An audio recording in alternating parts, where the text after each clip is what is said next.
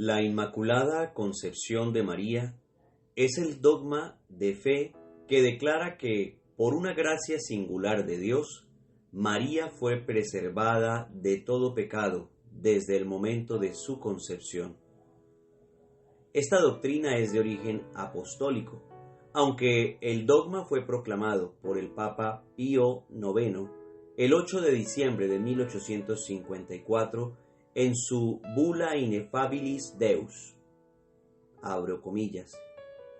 Declaramos, proclamamos y definimos que la doctrina que sostiene que la Beatísima Virgen María fue preservada inmune de toda mancha de la culpa original en el primer instante de su concepción, por singular gracia y privilegio de Dios omnipotente, en atención a los méritos de Cristo Jesús, Salvador del género humano, está revelada por Dios y debe ser, por tanto, firme y constantemente creída por todos los fieles.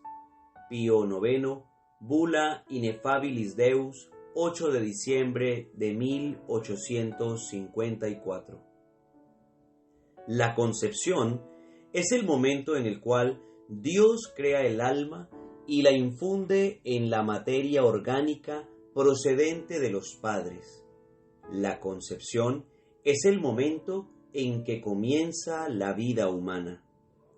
Cuando hablamos del dogma de la Inmaculada Concepción, no nos referimos a la concepción de Jesús, quien, claro está, también fue concebido sin pecado. El dogma declara que María quedó preservada de toda carencia de gracia santificante desde que fue concebida en el vientre de su madre Santa Ana. Es decir, María es la llena de gracia desde su concepción. La encíclica Fulgens Corona, publicada por el Papa Pío XII en 1953 para conmemorar el centenario de la definición del dogma de la Inmaculada Concepción, argumenta así: si en un momento determinado la Santísima Virgen María hubiera quedado privada de la gracia divina por haber sido contaminada en su concepción por la mancha hereditaria del pecado, entre ella y la serpiente no habría ya, al menos durante ese periodo de tiempo, por más breve que fuera, la enemistad eterna de la que se habla desde la tradición primitiva hasta la solemne definición de la Inmaculada Concepción, sino más bien cierta servidumbre. Fundamento bíblico de la Inmaculada Concepción. La Biblia no menciona explícitamente el dogma de la Inmaculada Concepción, como tampoco menciona explícitamente muchas otras doctrinas que la Iglesia recibió de los apóstoles. La palabra Trinidad, por ejemplo, no aparece en la Biblia, pero la Inmaculada Concepción se deduce de la Biblia cuando ésta se interpreta correctamente a la luz de la tradición apostólica. El primer pasaje que contiene la promesa de la redención, Génesis 3:15, menciona a la Madre del Redentor. Es el llamado protoevangelio, donde Dios declara la enemistad entre la serpiente y la mujer. Cristo, la semilla de la mujer, María, aplastará la cabeza de la serpiente. Ella será exaltada a la gracia santificante que el hombre había perdido por el pecado. Solo el hecho de que María se mantuvo en estado de gracia puede explicar que continúe la enemistad entre ella y la serpiente. El protoevangelio, por lo tanto, contiene una promesa directa de que vendrá un Redentor. Junto a él se manifestará su obra maestra, la preservación perfecta de todo pecado de su madre virginal. En el Evangelio de Lucas, capítulo 1, versículo 28, el ángel Gabriel, enviado por Dios, le dice a la Santísima Virgen María: Alégrate, llena de gracia, el Señor está contigo.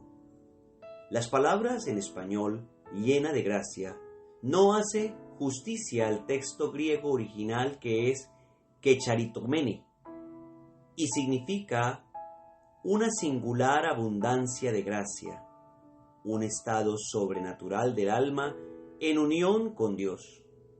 Aunque este pasaje no prueba la Inmaculada Concepción de María, ciertamente lo sugiere. El libro del Apocalipsis narra lo siguiente: la mujer vestida de sol, Apocalipsis 12:1. Ella representa la santidad de la Iglesia, que se realiza plenamente en la Santísima Virgen María, en virtud de una gracia singular. Ella es toda esplendor, porque no hay en ella mancha alguna de pecado. Lleva el reflejo del esplendor divino y aparece como signo grandioso de la relación esponsal de Dios con su pueblo. Los padres de la Iglesia y la Inmaculada. Los padres se referían a la Virgen María como la segunda Eva, pues ella desató el nudo causado por la primera Eva. También se refieren a la Virgen Santísima como la absolutamente pura San Agustín y otros. La Iglesia Oriental ha llamado a María Santísima la Toda Santa. En el siglo IX se introdujo en Occidente la fiesta de la Concepción de María, primero en Nápoles y luego en Inglaterra. Hacia el año 1128, un monje de Canterbury llamado Eadmero escribe el primer tratado sobre la Inmaculada Concepción, donde rechaza la objeción de San Agustín contra el privilegio de la Inmaculada Concepción, fundada en la doctrina de la transmisión del pecado original en la generación humana. La castaña, escribe Eadmero, es concebida, alimentada y formada bajo las espinas, pero que a pesar de eso queda al resguardo de sus pinchazos. Incluso bajo las espinas de una generación que de por sí debería transmitir el pecado original, María permaneció libre de toda mancha por voluntad explícita de Dios, que lo pudo, evidentemente, y lo quiso. Así pues, si lo quiso, lo hizo.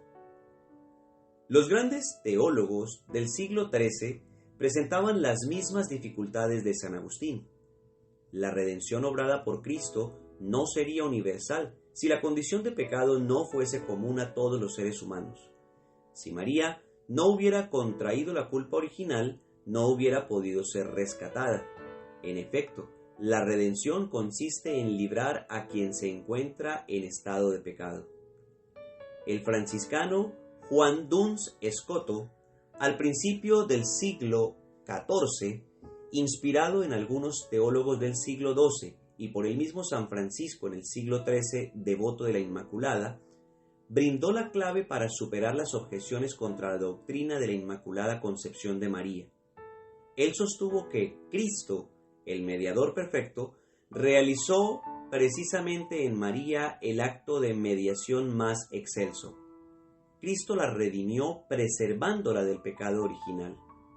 Se trata de una redención aún más admirable, no por liberación del pecado, sino por preservación del pecado.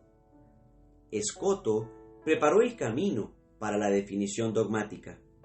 Dicen que su inspiración le vino al pasar por frente de una estatua de la Virgen y decirle: Dignare me laudare te, Virgo Sacrata, que significa: oh Virgen Sacrosanta, dadme las palabras propias para hablar bien de ti. Primero, ¿a Dios le convenía que su madre naciera sin mancha del pecado original? Sí, a Dios le convenía que su madre naciera sin ninguna mancha.